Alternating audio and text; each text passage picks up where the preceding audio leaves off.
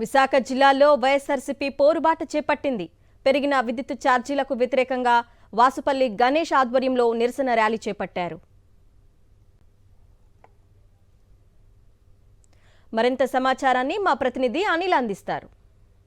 కూటమి ప్రభుత్వం హయాంలో పెంచినటువంటి కరెంటు ఛార్జీలు తగ్గించాలని చెప్పి కూడా వైఎస్ఆర్సీపీ శ్రేణులు కూడా పోరుబాటు కూడా శ్రీకారం చుట్టారు. చూస్తే కనుక ఏదైతే పోలవరం నియోజకవర్గానికి సంబంధించినటువంటి ఏదైతే మాజీ ఎమ్మెల్యే కానీ మరి ఎంపీకి సంబంధించినటువంటి పార్లమెంట్ కన్వీనర్ కూడా నిరసన జరుగుతున్నారు. వెళ్తున్నారు, వీరితో మాట్లాడించే ప్రయత్నం కూడా చేద్దాం. ప్రధానంగా సార్ చెప్పండి, ఏ విధంగా చూస్తారు? గతంలో ఎన్నికలకు సంబంధించి హామీలు ఇచ్చారు, నేను వచ్చాక ఆల్రెడీ పెన్షన్ అన్నారు.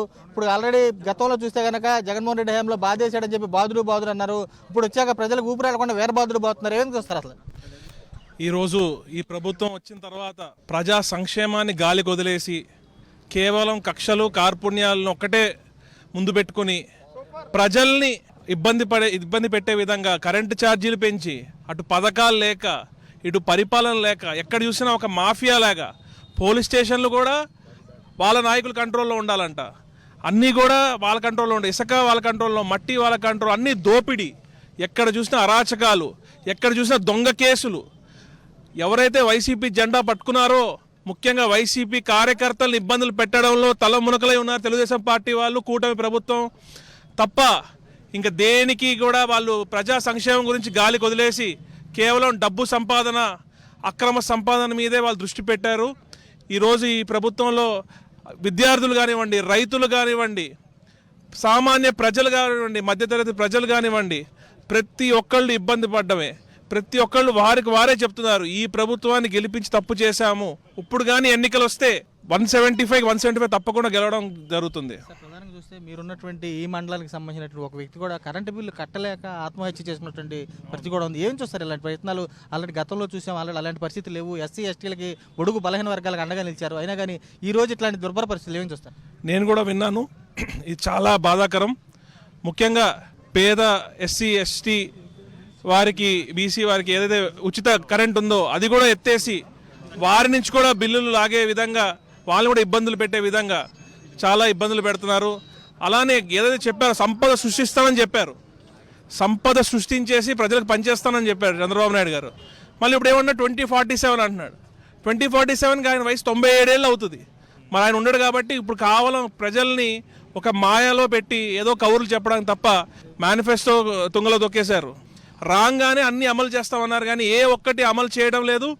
దానికి తోడు ప్రజలు నడ్డి విరిచే పనిలో వాళ్ళు బిజీగా ఉన్నారు, ప్రజల సంపదను దోచుకునే పనిలో ఉన్నారు. చెప్పండి, గతంలో ఇలాంటి పరిస్థితి చూసారా? మీ ఏజెన్సీ ఏరియాలో ఎస్సీ ఎస్టీలు బడుగు బలహీన వర్గాలు మీటర్లు లాక్కెళ్ళిపోయినటువంటి దుస్థితి పరిస్థితులు ఇలాంటి గతంలో ఎప్పుడైనా చూసారా మీ ఏరియాలో? ఈరోజు కూటమి ప్రభుత్వం వచ్చి 6 నెలలు పూర్తయింది. ఈ 6 నెలల్లో ప్రజా పరిపాలన జరగలేదు, రెడ్ బుక్ పరిపాలన జరుగుతుంది ఈ రాష్ట్రంలో. అడ్డొచ్చిన వైసీపీ నాయకుల్ని, కార్యకర్తల్ని వేధింపులు, అక్రమ కేసులు, హత్య యత్నాలు, ఇలాంటి పరిపాలనే సాగింది తప్ప ఈ 6 నెలల్లో ప్రజా సంక్షేమం కోసం ఏ ఒక్కటి కూడా చేయలేదు. ఎన్నికల్లో సూపర్ 6 అని చెప్పి సూపర్ ఫ్లాప్ చేశారు. ఈరోజు పథకాలను అమలు చేయకపోగా ఈరోజు ప్రజలపైన భారం మోపి నడ్డి విరుస్తున్నారు.